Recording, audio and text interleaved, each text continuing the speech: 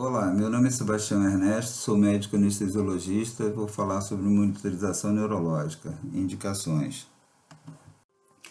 Existem várias indicações para monitorização neurológica em anestesia e cirurgia, passando pela cirurgia de carótida, aorta, cirurgia cardíaca e as cirurgias neurológicas, obviamente, desde manipulação encefálica, neuroeixo, nervos periféricos e até a monitorização da profundidade de hipnose. Na cirurgia de carótida, a utilização da monitorização nos traz o benefício de uma verificação de alteração funcional ou de fluxo sanguíneo cerebral em eventos já no início da cirurgia, em testes de clampeamento, para que se observe eventualmente alterações que podem indicar até a instalação de shunt profilático para tentar evitar fenômenos isquêmicos e lesões permanentes futuras. A instalação de trombos, a formação de trombos, a emissão de êmbolos, as alterações hemodinâmicas e até complicações intraoperatórias como o infarto agudo do miocárdio podem levar à alteração de fluxo sanguíneo cerebral por alteração de pressão de perfusão cerebral e assim levar também a comprometimento neurológico importante. Na utilização da eletroencefalografia é importante a observação das frequências e amplitudes de ondas alteradas, principalmente com manifestação unilateral, são provavelmente decorrentes de alteração do fluxo sanguíneo naquela carótida manipulada e assim ou indicação de shunt previamente ou a liberação de eventual clamp em algum momento ou a elevação de pressão arterial média para que se mantenha uma pressão de perfusão cerebral adequada, evitar-se a hiperventilação, que pode levar a vasoconstrição cerebral e diminuição, mais importante ainda, do fluxo sanguíneo cerebral, e lembrar sempre que a alteração do fluxo sanguíneo cerebral ela passa por etapas onde do normal, que é entre 50 ml por 100 mg por minuto, a queda progressiva desse fluxo sanguíneo cerebral pode levar primeiramente a diminuição da capacidade funcional neuronal na produção e condução dos potenciais de ação que começam a se prejudicar principalmente a níveis de fluxo sanguíneo em torno de 20 ml para cada 100 mg por minuto e se continua baixando esse fluxo em torno de 12 ml por 100 mg por minuto, isso pode levar à diminuição da capacidade de manutenção da integridade celular, com redução da capacidade de atividade enzimática, manutenção de estabilidade e anatomia da parede celular, podendo levar eventualmente à morte celular. A monitorização do potencial evocado somatosensorial é também um dado importante, de grande auxílio, principalmente na monitorização com os eletrodos de captação de sinal a nível de lobo frontal ou parietal, que é a região que tem a irrigação preferencial da carótida, já que a irrigação anterior é primordialmente oriunda dali, mas tem a desvantagem de permanecer normal o potencial evocado somatosensorial até níveis tão baixos quanto 15 ml por miligrama por minuto. Portanto, o potencial evocado somatosensorial tem uma sensibilidade bem menor às alterações isquêmicas que eventualmente podem surgir. O Doppler transcraniano, também de grande importância, principalmente na monitorização da artéria cerebral média, pode trazer informações importantes, mas lembrar que 20% dos casos não apresentam bom sinal devido a alterações ou características anatômicas do próprio paciente, como espessamento ósseo, entre outros, e também devido à movimentação durante a cirurgia, pode prejudicar a captação do probe no intraoperatório, interferindo com a avaliação da velocidade do fluxo. Mas se por acaso apresentar alteração de hipofluxo, é importante, então, a avaliação da necessidade de instalação de shunt ou elevar a pressão arterial média também, como comentado anteriormente, para se elevar, então, na balança formada na fórmula da pressão de perfusão cerebral. Então, já que a pressão de perfusão cerebral é igual à pressão arterial média menos a pressão intracraniana, na situação de hipofluxo, elevar-se a pressão arterial média vai ajudar a melhorar nessa perfusão, nesse fluxo sanguíneo. Também a possibilidade de observação de êmbolos e até de hiperemia, que pode surgir após a desobstrução de eventual sítio de estenose ou arteriosclerose carotídea, que após essa desobstrução pode apresentar hiperemia, que pode ser de grande prejuízo ao paciente, levando a edema cerebral, hipertensão e até hemorragia. Nesse caso, na hiperemia, aí sim temos que, ao invés de elevar a pressão arterial, reduzi-la para tentar diminuir, então, esse efeito pode ser bastante deletério. A oximetria cerebral, através do Near Infrared Spectrophotometry, pode ajudar também na elucidação, inclusive ele apresenta alterações mais precocemente que no eletroencefalograma, já que na baixa do fluxo sanguíneo cerebral ou em situações em que há maior consumo de oxigênio, onde há um desbalanço no equilíbrio entre oferta e demanda de oxigênio, há um aumento compensatório na extração do oxigênio sem que ainda haja a representação da necessidade de aumento de oferta se a monitorização for feita apenas pelo eletroencefalograma. Até chegar em níveis de hipóxia celular gritante, a ponto de se manifestar com alterações funcionais, existe então esse momento em que, apesar da redução da oferta, as células lançam mão desse mecanismo compensatório, aumentando a extração de oxigênio. Então, ele se mantém ainda com a oxigenação celular adequada às custas de um maior consumo, de uma maior extração, e a oximetria, então, ela se reduz em seu valor. E lembrando que a oximetria cerebral ela é regional, ela não é um dado de monitorização global, e ela se apresenta principalmente como tradutor da saturação do território venoso, já que ele engloba toda a circulação na região onde ele está monitorizando, e a circulação venosa responde por cerca de 75% do conteúdo venoso ali. Então, a oximetria cerebral vai mostrar para a gente que naquela região, ou pode ser que esteja acontecendo de uma forma global, mas está monitorizando numa região, que cai a saturação de oxigênio, que ainda não necessariamente representa a lesão, mas é um momento importante de atuação para tentar reduzir essa dessaturação regional que está acontecendo. Pacientes submetidos à cirurgia neurovascular intracraniana normalmente cursam com alteração de fluxo sanguíneo regional devido à manipulação de artérias mal formadas, com formação de shunt ou aneurisma, e a necessidade de clipagem faz com que, muitas vezes, a interrupção ou redução importante de fluxo sanguíneo gere alterações metabólicas que alteram as funções de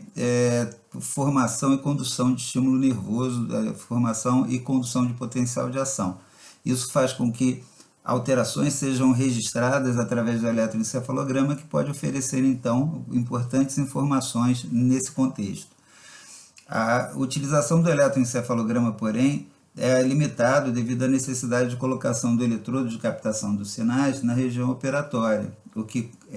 impede a sua permanência durante a manipulação cirúrgica.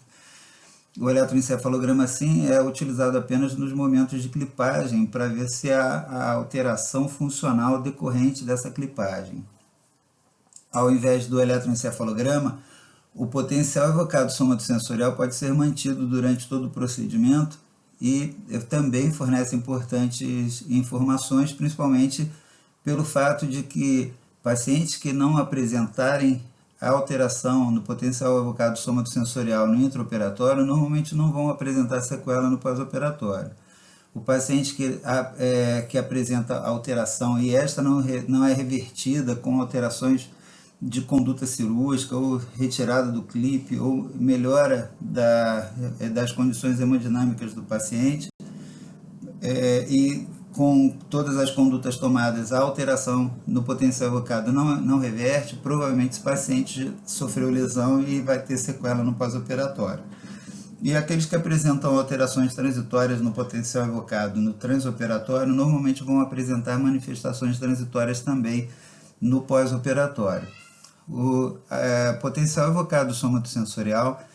é um marcador de perfusão sanguínea mais indicado, com melhor performance como marcador na região anterior do encéfalo do que na região posterior. Os aneurismas localizados em território de artéria cerebral anterior normalmente causam alterações relacionadas à região do tibial posterior, e assim é na região tibial posterior que deve ser feito o estímulo do potencial para a busca da resposta somatosensorial a nível encefálico. Enquanto isso, a região envolvida com alteração na artéria cerebral média é a região do nervo mediano ou do nervo ulnar, e são essas as regiões estimuladas quando se deseja monitorizar o potencial evocado de cirurgias realizadas sobre a artéria cerebral média. Cirurgias envolvendo a fossa posterior levam à preocupação na relação com lesões cerebelares e tronculares. As lesões sobre o cerebelo podem trazer importantes sequelas relacionadas à postura, à marcha e equilíbrio do paciente, já que o cerebelo tem importante função na manutenção dessas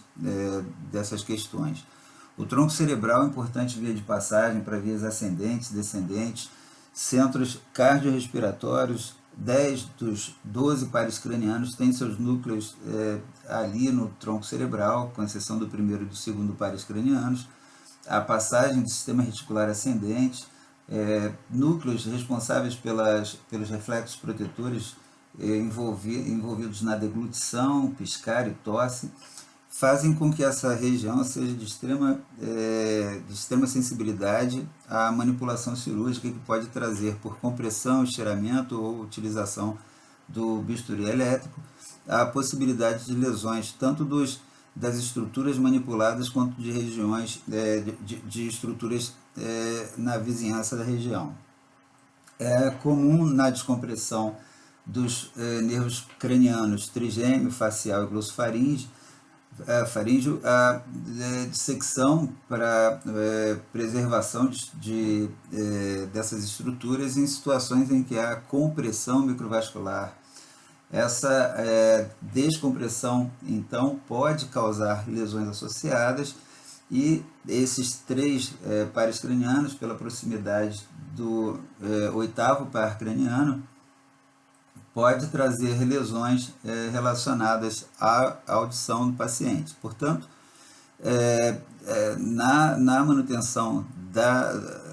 descompressão do nervo propriamente dito, que está sendo manipulado, a monitorização do potencial motor vai fazer com que haja o acompanhamento de funcionalidade principalmente do 7º par craniano, que pode ser monitorizado assim. E também a monitorização do potencial evocado somatosensorial na manutenção da preservação da parte sensitiva dessas estruturas nervosas. Da mesma forma, pacientes submetidos a cirurgia de tibanoma do 8º par craniano, principalmente nervo vestibular, que é o mais comum, tem, pela proximidade da passagem do 8º par craniano com a passagem do 7º par, a possibilidade de lesões associadas em cirurgias sobre essas estruturas nervosas. Portanto, o paciente que vai ser submetido à descompressão de quinto, sétimo, nono par craniano deve ter a monitorização somatosensorial desses pares cranianos e, quando possível, a monitorização do potencial motor para avaliação do nervo facial e a monitorização de potencial auditivo para avaliar a preservação do oitavo par craniano. Então, e de maneira inversa, quando há procedimento sobre o oitavo par craniano, é a indicação de monitorização eletromiográfica dos músculos inervados pelo nervo facial, principalmente a musculatura orbicular, para que haja o acompanhamento de eventuais lesões ou risco de lesão dessa estrutura nervosa. A possibilidade de manipulação de patologias cirúrgicas na proximidade do assoalho do quarto ventrículo pode trazer, principalmente quando dá presença de tumores que encobrem as vias de saída de passagem do nervo hipoglosso, do vago, levar à possibilidade de lesões relacionadas ali. Então, a monitorização de tanto a nível de língua para estimulação eletromiográfica para manutenção de potencial evocado motor durante o procedimento para avaliar a resposta de contração da língua, do músculo mioglosso, quanto da manipulação do quarto ventrículo na possibilidade de lesão do músculo hipoglosso, que poderia levar a comprometimento dessa função. Também a monitorização de potencial evocado somatosensorial e motor a nível de cordas vocais, para que, através de eletrodos colocados no balonete do tubo, a avaliação de resposta alterada quando da manipulação de regiões próximas ao nervo vago. São funções importantes que, quando possível, devem ser monitorizadas para se avaliar possíveis lesões ou possibilidade de colocar em risco aquela função. Cirurgia sobre coluna, medula e sobre a aorta, que eventualmente tragam riscos de compressão, estiramento ou diminuição de fluxo sanguíneo à medula, devem ser monitorizadas através de potenciais evocados. O potencial evocado somatosensorial dá uma cobertura de informações sobre a região posterior, já que essa é a região mais relacionada com a parte aferente, e assim há uma informação relacionada às aferências envolvidas na propriocepção, vibração e toque leve.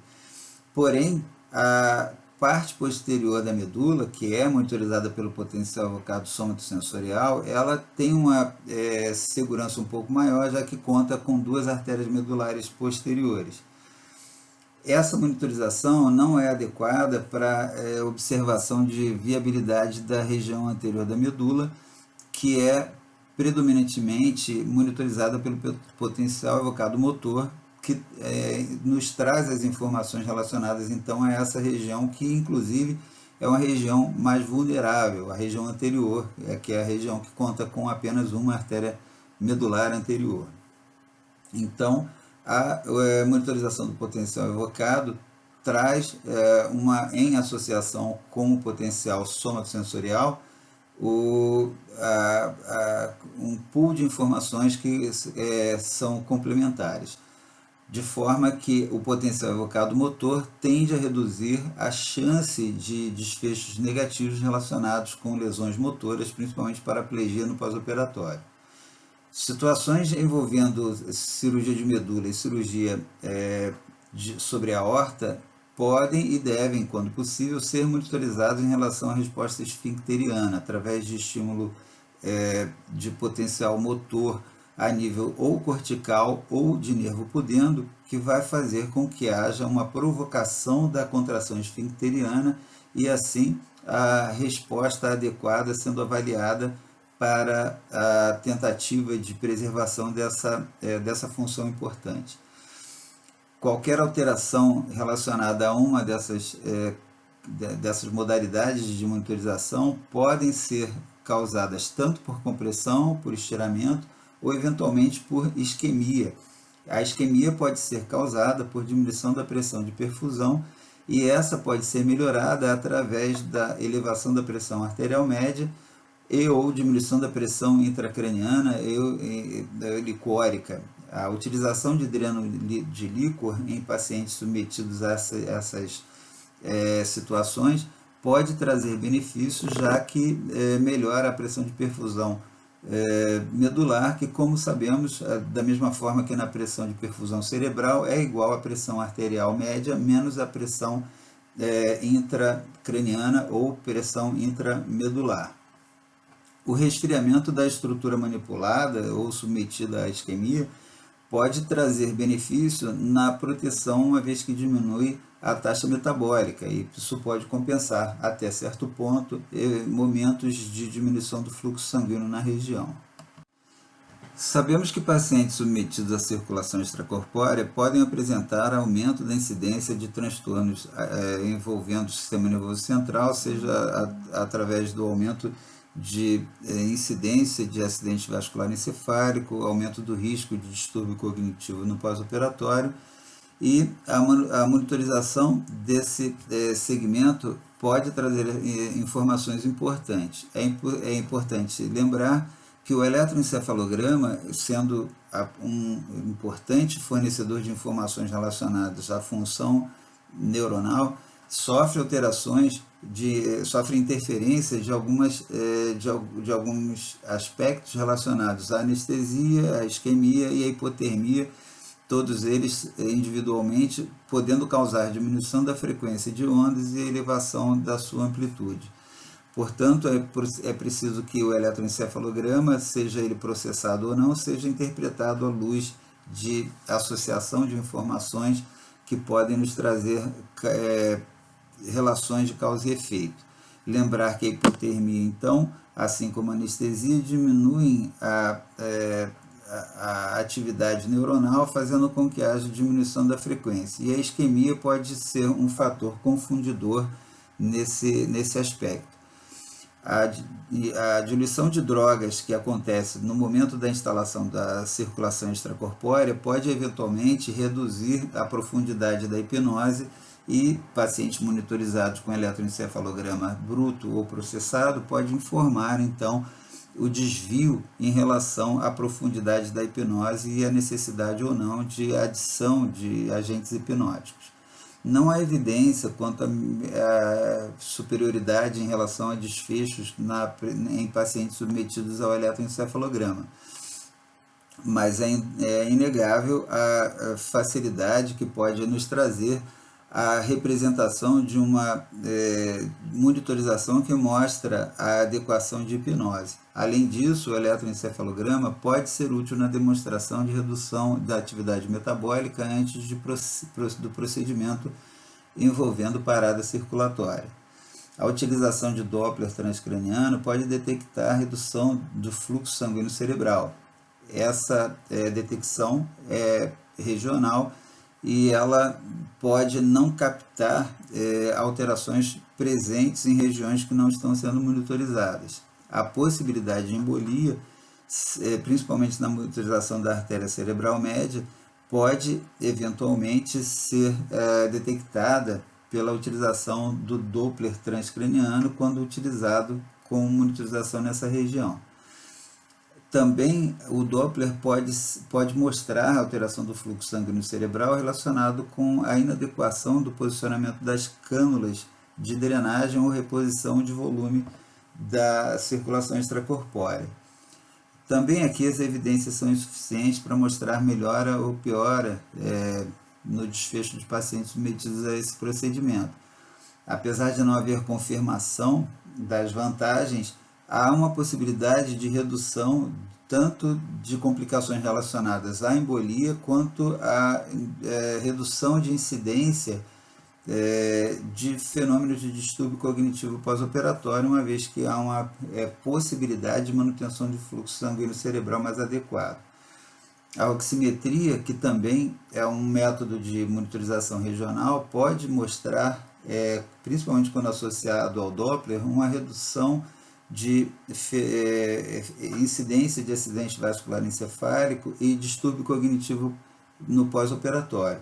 Porém, a oximetria, assim como o Doppler, é um método de monitorização regional e não garante a localização de uma eventual lesão isquêmica.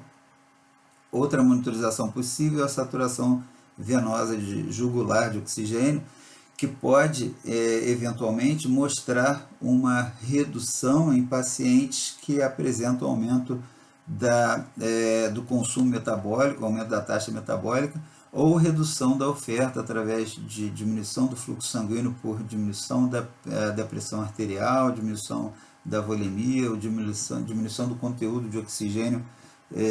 trazido a esse encéfalo, e assim como também alterações de temperatura podem trazer flutuações nos valores. Pacientes hipotérmicos, por diminuição da sua taxa metabólica, podem apresentar elevação na saturação de oxigênio jugular, e pacientes com hipertermia, que aumentam a taxa metabólica, também podem trazer alterações, só que dessa vez, como a hipertermia aumenta a taxa metabólica, a saturação de oxigênio jugular pode estar reduzida. Portanto,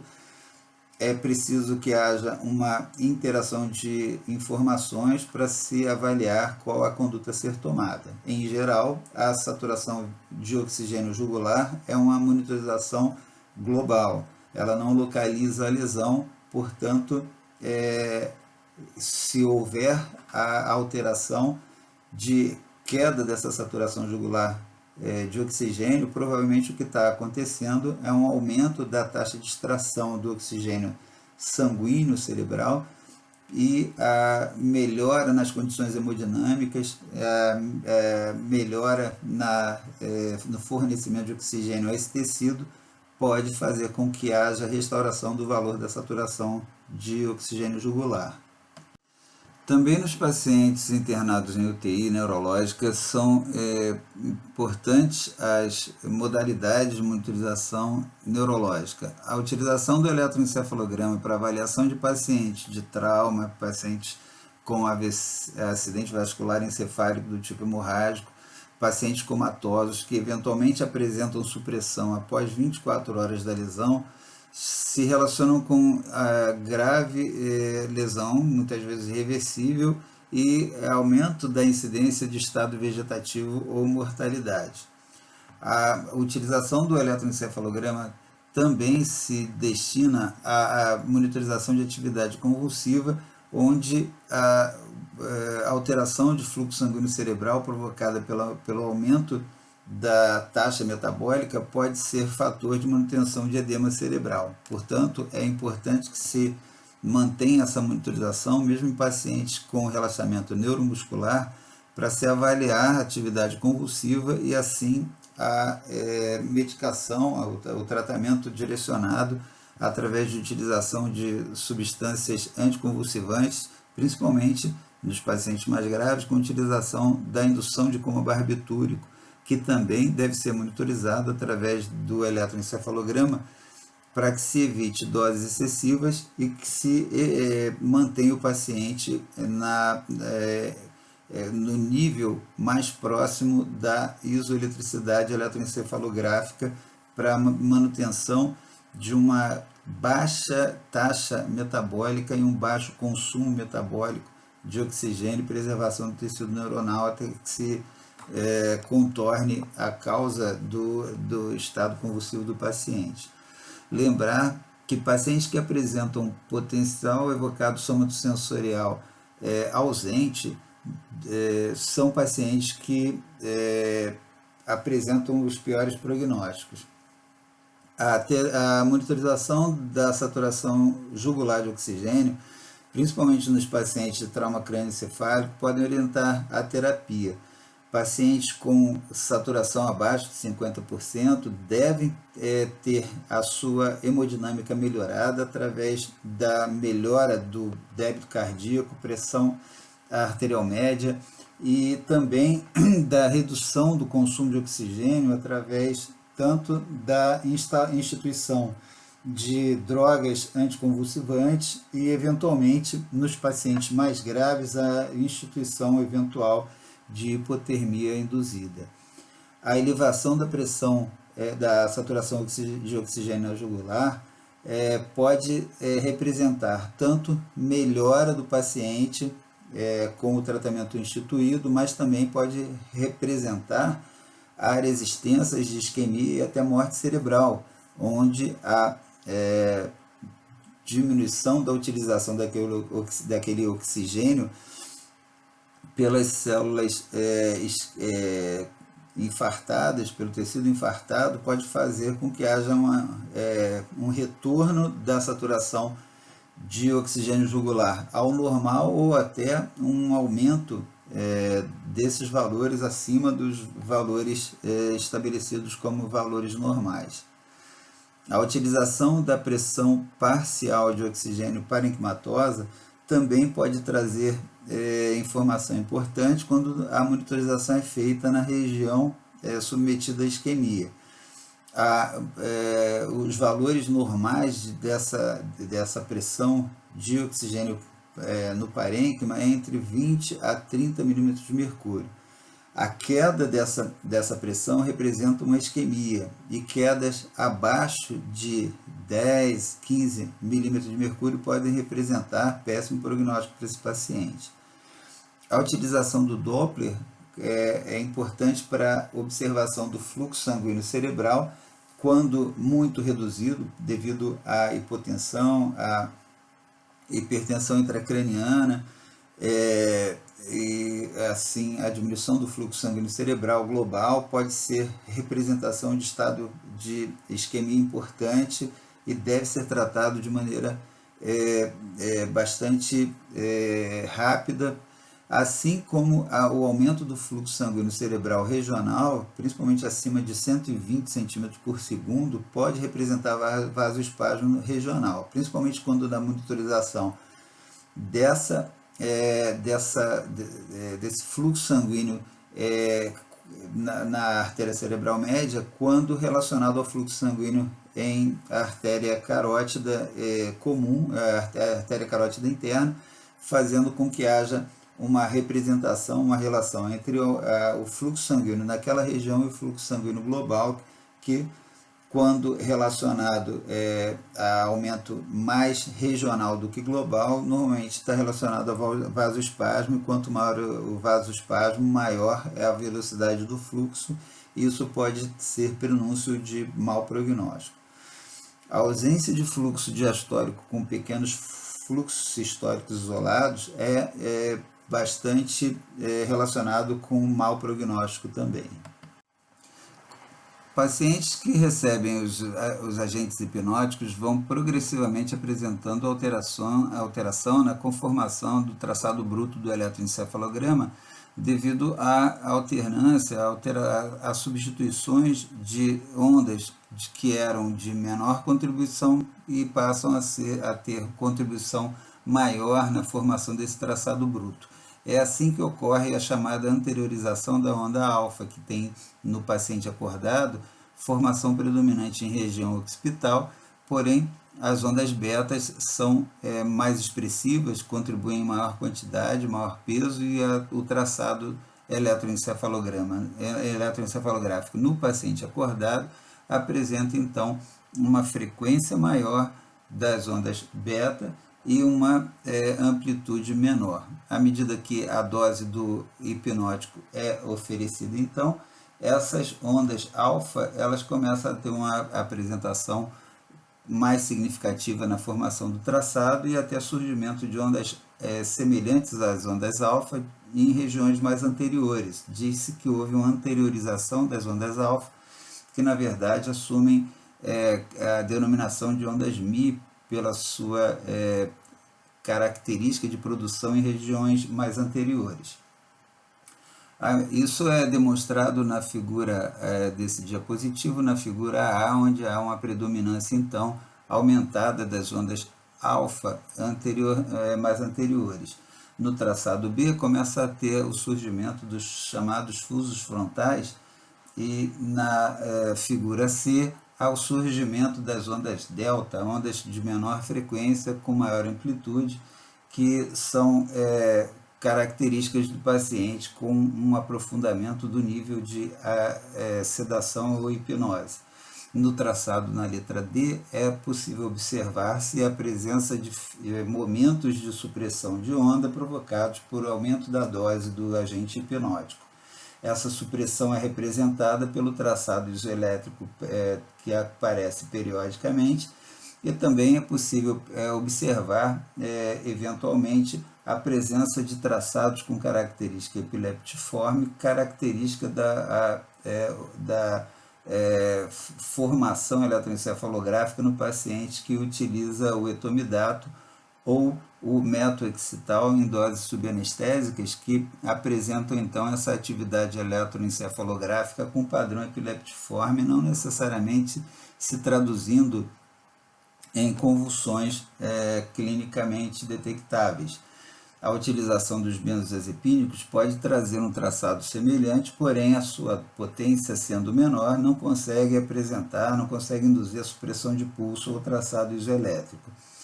A utilização da ketamina gera a formação de ondas frontais θ, portanto de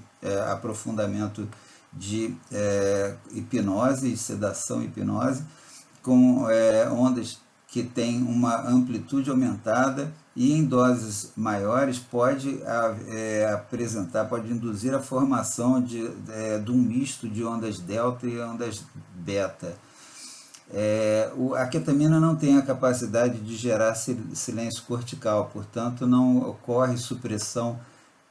de traçado eletroencefalográfico, não há períodos de traçado isoelétrico.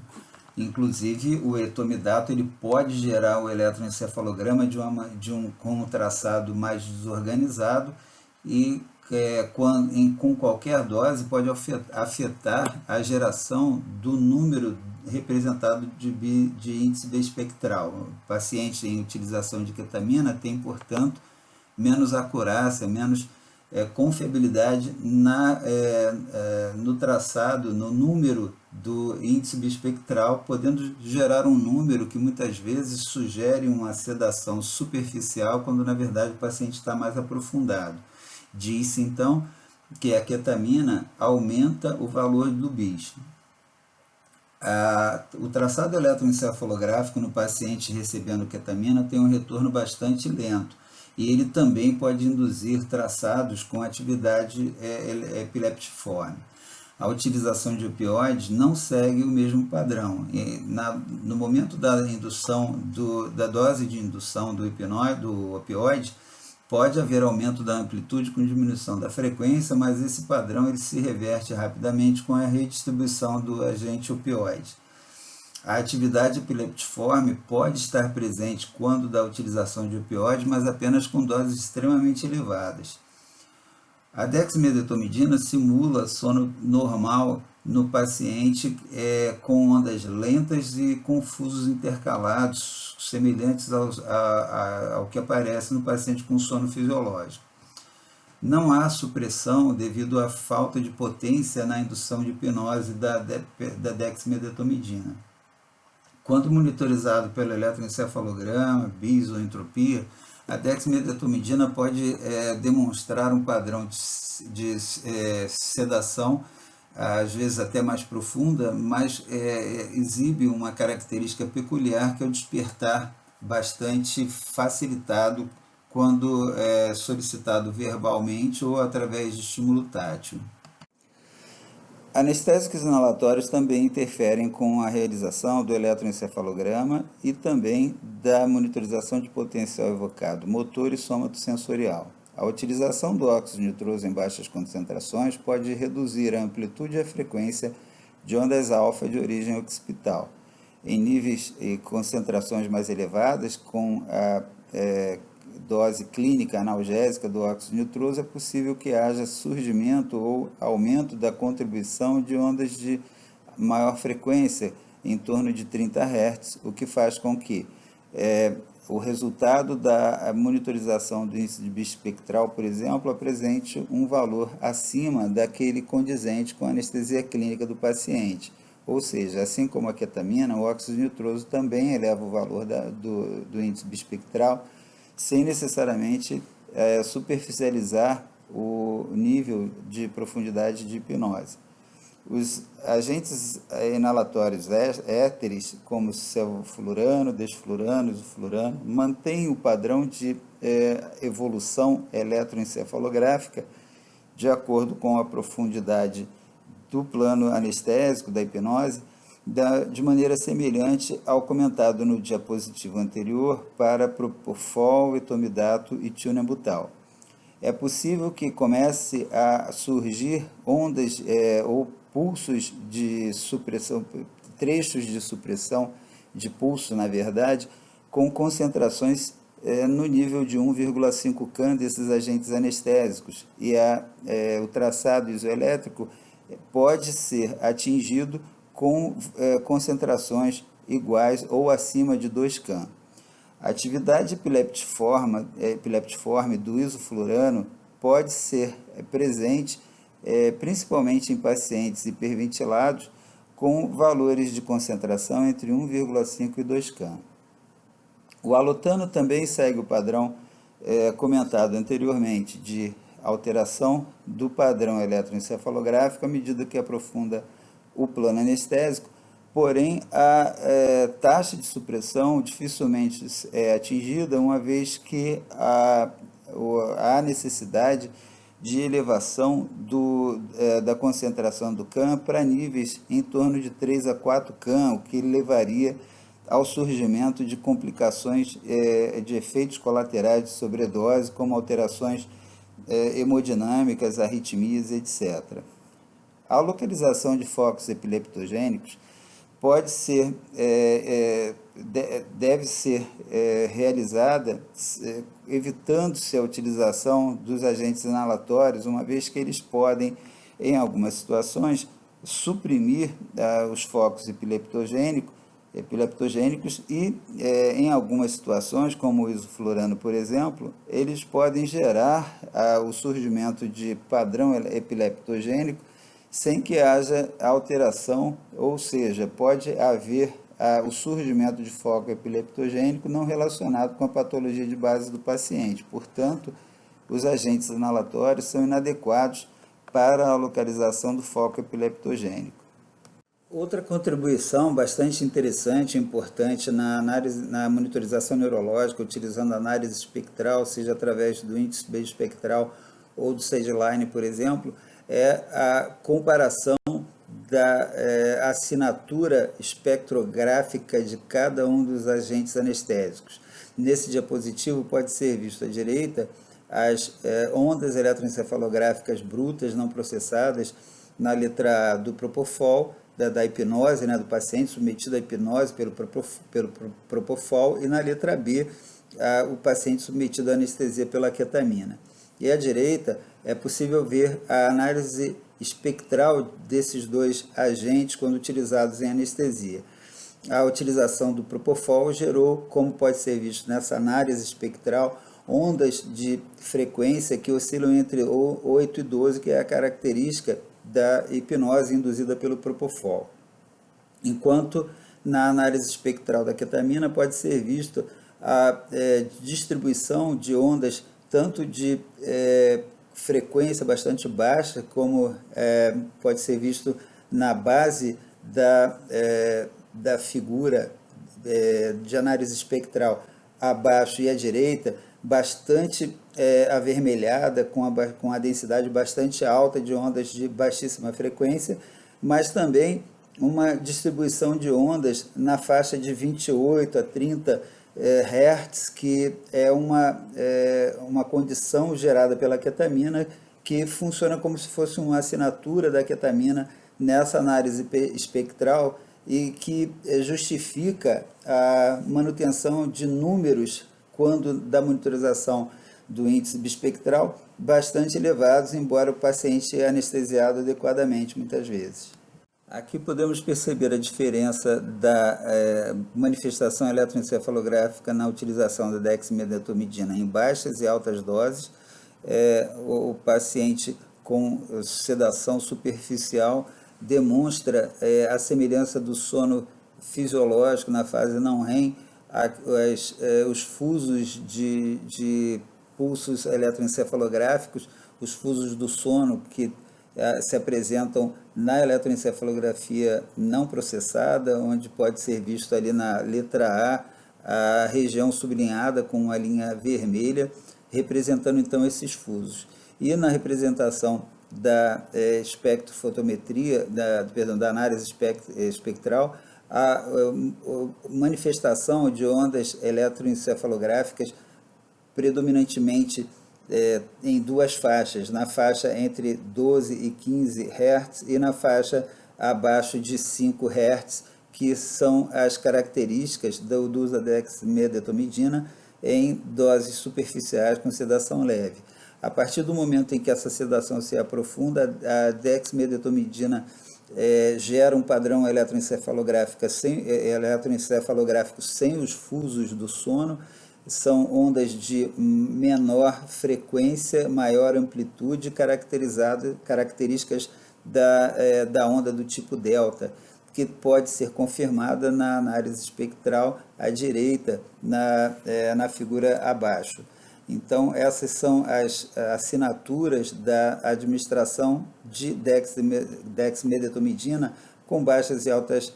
doses, com sedação leve, sedação profunda, e a sua assinatura no eletroencefalograma e na análise espectral. Nesse diapositivo é possível ver a comparação eletroencefalográfica não processada à esquerda e a análise espectral à direita da assinatura do propofol e do sevoflurano, mostrando uma participação bastante intensa das ondas delta, de baixa frequência, maior amplitude, e um pouco de representação de ondas teta e um pouco de ondas alfa também. Portanto, há uma queda progressiva da representação das ondas de maior frequência à medida que há aprofundamento da hipnose e a manutenção de aspectos parecidos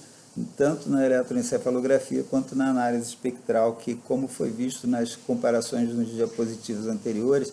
cada substância utilizada vai apresentar a sua característica bastante peculiar na análise espectral. A avaliação do estado da anestesia deve ser feita pela busca de hipnose satisfatória, amnésia, analgesia e mobilidade, que são os 4 principais componentes de uma anestesia geral. A avaliação clínica desse estado da anestesia é feita ou pode ser feita através da realização do estudo do reflexo corneano ou córneo-palpebral, do reflexo óculo-cefálico. O reflexo corneano ou córneo-palpebral é feito pelo contato da córnea do paciente, que vai gerar um estímulo aferente via nervo trigeminal, que estimulará um reflexo com resposta motora via nervo facial, ou sétimo par. Portanto, é um reflexo de braço aferente trigeminal e braço efetor via nervo facial.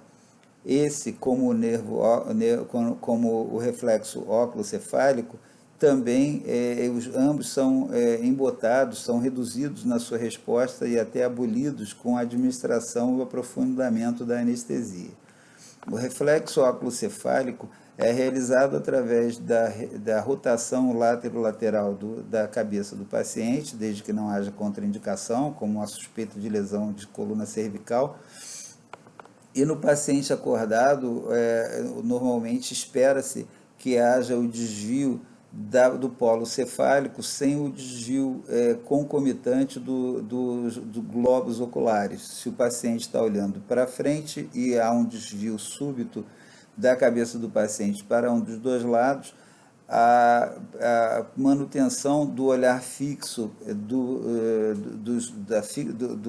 da direção dos olhos do paciente permanece de modo que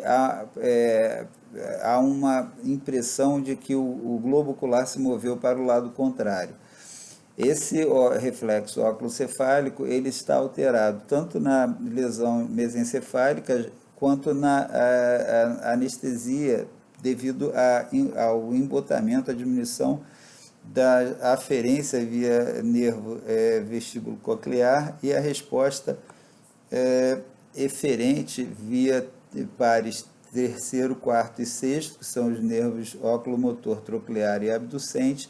Portanto, esse reflexo, assim como o reflexo corneano, estão diminuídos na hipnose, na anestesia profunda. A indução de apneia também, pelo bloqueio, pela diminuição dos pulsos oriundos dos centros respiratórios no tronco encefálico, e são, então, durante a anestesia, comuns esses eventos devido à redução da atividade, da formação de potencial de ação também nos núcleos responsáveis pelos centros respiratórios. A frequência cardíaca e a pressão arterial também se reduzem devido à redução da ativação via trato espino-reticular, que tem uma função excitatória a nível de tronco cerebral, fazendo com que haja ativação dos centros cardíacos, dos centros cardioaceleradores. E isso também devido à diminuição da aferência autonômica. E a diminuição do movimento espontâneo do paciente, tanto pela redução da atividade cortical induzida pela anestesia, quanto também pela diminuição da atividade por bloqueio de receptores NMDA e bloqueio dos canais de cálcio a nível medular. A nocicepção, originada pela estimulação de terminações livres, que vão fazer com que haja produção de potencial de ação, que vão ser conduzidos via fibra C, fibras amielinizadas, transmissoras de dor de característica lenta e com difícil localização da dor, de pouca precisão, e também pela ativação das fibras A delta, que são fibras mielinizadas de condução de estímulo mais rápido, que vão, esse sim, gerar um estímulo de informação, de localização da dor com características mais delineadas. Tanto as fibras C quanto as fibras A delta, que são chamados os neurônios sensitivos primários, vão ser introduzidos pelo corno posterior da medula, onde vão fazer sinapse com o segundo neurônio. Esse segundo neurônio vai ascender pela medula e em algum nível acima do nível dessa sinapse, vai fazer a decussação para o lado contralateral da medula e, caminhando, vai ascender até o núcleo do trato solitário. O núcleo do trato solitário emite sinapses tanto para sistema nervoso autônomo via medula ventrolateral dorsal e caudal, onde vai estimular o sistema nervoso simpático, e através de estimulação ou de inibição do núcleo ambíguo. Essa nocicepção, esse estímulo doloroso, vai provocar a redução dos disparos parasimpáticos, ou seja, vai haver um desequilíbrio intenso, favorecendo o aumento do tônus simpático. Há também a emissão de aferência para o hipotálamo, que, através da estimulação dos núcleos supraópticos e periventriculares, vão induzir o aumento do tônus simpático nesse ponto também. Tudo isso vai gerar aumento da sudorese, lacrimejamento, dilatação pupilar, aumento da resistência vascular sistêmica e aumento da pressão arterial e da frequência cardíaca. Esses estímulos todos, essas respostas todas